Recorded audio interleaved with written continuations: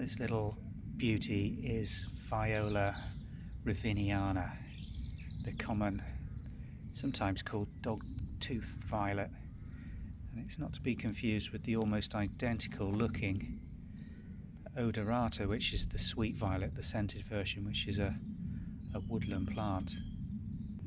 Now we've had this little clump of violas growing here on this really poor soil bank at the base of a lined wash wall, and every spring does this lovely flowering during March, where you get this crop of beautiful upright flowers held above the dark green foliage. And this is extremely easy to grow. In fact, it's an extremely tolerant plant. We've done nothing with this in terms of cultivation, and it's actually growing on builder's rubble and very poor subsoil. Gets no water, no feed. It has to contend with dogs digging around for frogs and toads in it. Sometimes the dogs actually use this as a bed in summer. But while it's sunny at this time of year, you can see the leaf growth at the back here straining for the light. By midsummer, the Madame Alfred Carrier roses that are grown on this back wall, which are grown up to around 8 feet, have shot by another 3 to 4 feet, which then cascades down and forms a dense canopy over these, so they're in dense shade for the second half of summer. And in front of them, again, we've got, just coming through now, you can see the crowns of these well-established hollyhocks, which again grow up to 9 or 10 feet and form a dense planting in front of this little viola. So it has to contend with quite a lot, and it's very tolerant of any soil condition apart from acidic soils. But this will tolerate lime, poor soil conditions, light and shade, and it tends to seed around quite well.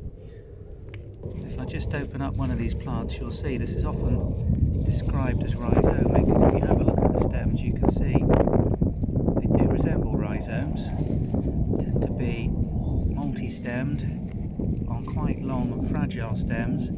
These transplant and dig up very, very easily and well, but once you've got this established in an area, you will find that it spreads itself out. Let's go and show you some of the seedlings that have emerged in different parts of this yard. This is another clump of the same viola, which has started to grow on the opposite side of this courtyard, and again you can see the little clumps which must have spread by seedlings and seeds coming across. And there's a profusion of seeds coming up just at the base of this. Not certain whether those are actually violas or other plants at the moment. It's difficult to tell until we get the final leaf coming through. This is a slightly younger clump that you can see spreading out.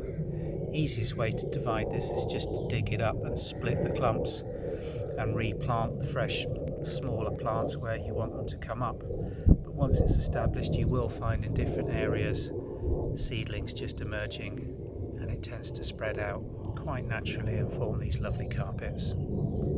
This little area grows perfectly happily just under this bench. This is north facing, so it only gets a bit of sun early in the morning at this time of day. The rest of the summer and days it's going to be in dense shade. And again, it's planted both under a bench behind pots and under a large rose that again is going to come out and increase the shade on this plant. So again, extremely tolerant and still flowering away beautifully in spring.